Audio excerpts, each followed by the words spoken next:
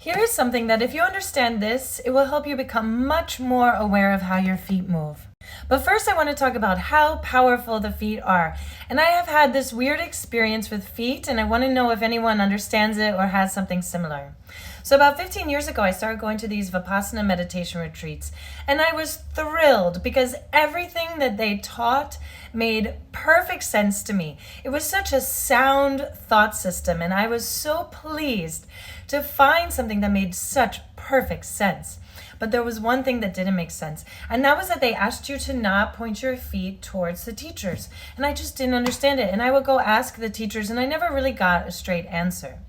Well, fast forward 15 years, and now I am so aware of when someone's feet are pointed towards me, especially if their legs are straight like this. Oh, I can feel it, and I have to get out of the line of their feet, especially if they're not wearing socks. And then same with me, if my feet are pointed towards someone, I feel so uncomfortable, I don't know, I just feel like the bad energy is going towards them. So I don't have an explanation for this, and I don't know if anyone else has experienced it, but I think the feet are powerful, and I don't know why. Okay, so for the tip is to understand the two states of the feet. And once you understand this, then you can feel it more and more. So each foot is 26 bones and 33 joints. And the way that these bones interact with each other is a lot like a chain. So a chain with links. So when the chain is relaxed, it's flexible. But when you rotate the chain, then it torques up and it gives it structure. So our feet are constantly going in between torquing, relaxing.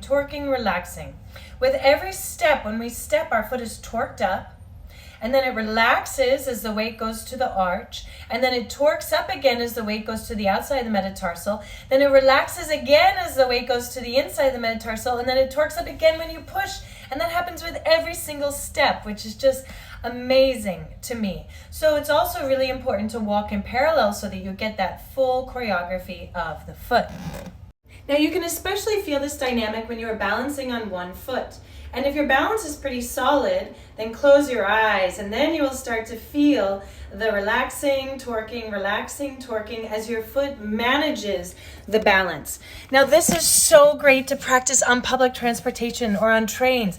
I'll be in heels, and because I don't want to touch the poles, I'll just be standing there totally solid while other people have two hands on the pole. And the train is going crazy, and I'm fine because I'm feeling the motion being navigated in my feet and ankles. And when the motion is managed there in my feet and ankles, then the rest of my body can relax, and I feel like I'm just surfing and riding the motion of the train.